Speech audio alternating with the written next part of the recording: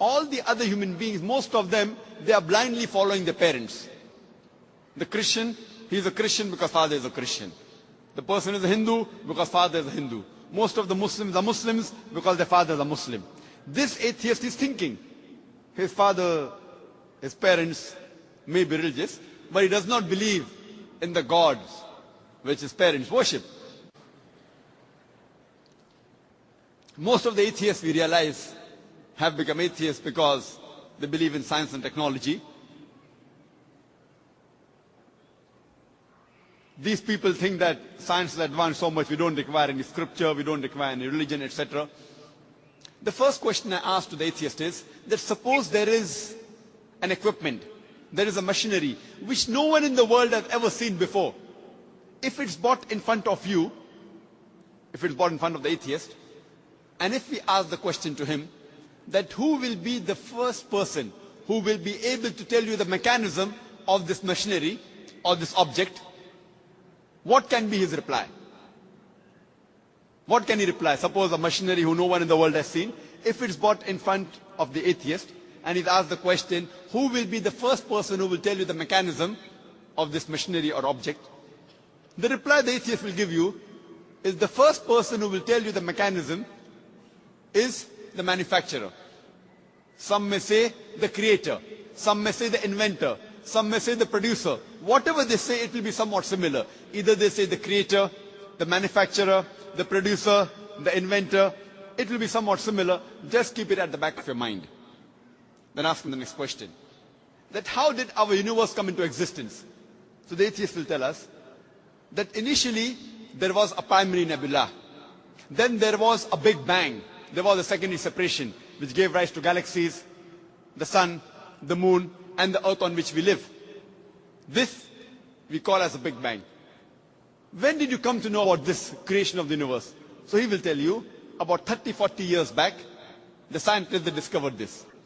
You ask him the question, but what you're talking about the Big Bang is already mentioned in the Quran, in Surah Anbiya, chapter number 21, verse number 30, which says, أَوَلَمْ يَرَ الَّذِينَ كَفَرُوا. Do not the unbelievers see أَنَّ السَّمَاوَاتِ وَالْأَرْضَ كَانَتْ رَتْقًا فَسَقْنَاهُمَا, that the heavens and the earth were joined together and we clove them asunder. What you're talking about the Big Bang is already mentioned in the Quran 1400 years ago. Who could have mentioned that? So the atheist will say, maybe it's a fluke. No problem. Don't argue with him. You continue. The light of the moon, is it its own light or reflected light? So the atheist will tell us that previously we thought the moon has its own light. Recently we have come to know in science, recently means 100 years back, 200 years back, we have come to know that the light of the moon is not its own light but a reflected light. The Quran mentions 1400 years ago in Surah Furqan, chapter number 25, verse number 61, that blessed is he who had placed the constellation in the sky and placed therein a lamp, a sun having its own light and moon having reflected light or borrowed light. The Arabic word used for moonlight in the Quran is munir or nur, meaning reflected light or borrowed light. Who could have mentioned in the Quran 1400 years ago that the light of the moon is not its own light but reflected light, which we have come to know recently?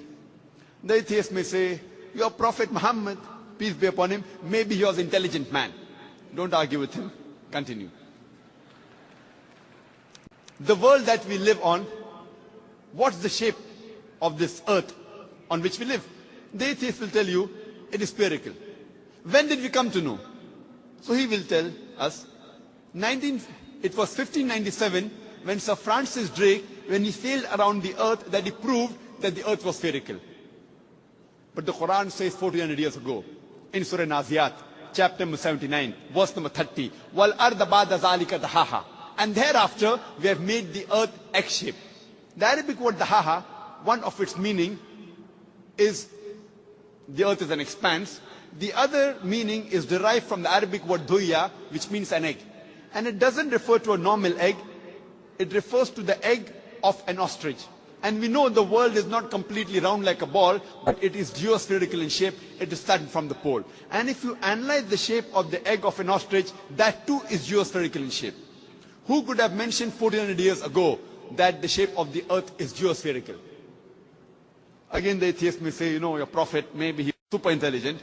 Don't argue with him. You can continue. When I was in school, I had learned that the sun was stationary.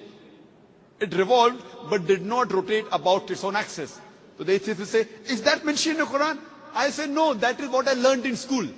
When I passed my school in 1982, approximately 12 years back, I had learned the sun was stationary, did not rotate about its own axis. But the Quran says in Surah Anbiya, chapter number 21, verse number 33, هُوَ الَّذِي خَلَقَ اللَّيْلَ وَالنَّهَارَ. It is Allah who has created the night and the day. وَالشَّمْسَ وَالْقَمَرَ. The sun and the moon. قُلٌّ فِي فَلَكِ يَسْبَحُونَ. Each one traveling in orbit with its own motion. So the Quran says that besides the sun revolving, it even rotates about its own axis. Who could have mentioned this in the Quran 1400 years ago? And the atheist will be silent. There will be a long pause. Don't wait for the reply. You can keep on continuing. Today, science tells us that the universe is expanding, which is mentioned in the Quran 1400 years ago in Surah Dhariyat, chapter number 51, verse number 47. The Quran speaks about the water cycle which we learned in school. It was Sir Bernard Palissy in 1580 who first described the water cycle, how does the water evaporate from the ocean, forms into clouds, moves into the interior, falls down as rain. This water cycle is spoken about in great detail in the Quran in several verses.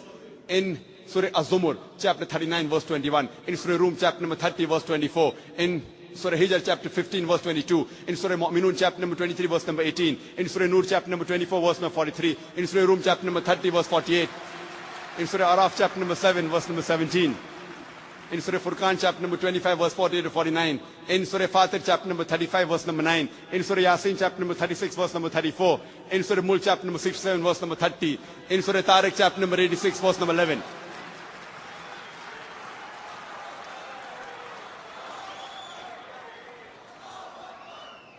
There are hundreds of verses in the Quran which only speak about the water cycle, which science has discovered recently. We can keep on talking that today we have come to know that the plants have got sexes which we did not know earlier. Quran says in Surah Taha, chapter number 20, verse number 53, that the plants have got sexes, male and female. Today we have come to know that there are two types of water, sweet and salty. And there is a barrier between them, which is mentioned in the Quran in Surah Furqan, chapter 25, verse 53, and Surah Rahman, chapter 55, verse 17 and 18. Marajal Bahraini al-Taqiyan, Bainahuma barzakhun la yabghiyan. It is Allah who has let free two bodies of flowing water. Though they meet, they do not mix. There is a barrier between them. Today science tells us that it is the mountains which prevent the earth from shaking, which is mentioned in the Quran 1400 years ago in Surah Naba, chapter number 78. Verse number 6 and 7. The Quran speaks about biology, that we have created every living creature from water, every living thing. In Surah Anbiya, chapter 21, verse number 30, Quran mentions this 1400 years ago. The Quran speaks about zoology, about the lifestyle of the spider in Surah Ankabut, chapter 29, verse 41. About the ant in Surah Namal, chapter 27, verse 17 to 18. About the bee in Surah Nahl, chapter number 16, verse 66, 68, 69. The Quran speaks about embryology in Surah Alaq, chapter 96, verse number 1 and 2. We have created the human being from alaqa, a leech-like substance, which we have come to know recently. The Quran speaks about embryological stages in Surah Mu'minun, chapter 23, verse number 12 to 14. You can go on talking about the scientific points. There are more than 1,000 verses in the Quran which speak about science. After every scientific fact, you ask the question, who could have mentioned that in the Quran? The only reply the atheist can give you is the creator, the cherisher, the manufacturer, the inventor, the producer. This creator, this manufacturer, this producer, this inventor, we Muslims call him as Allah.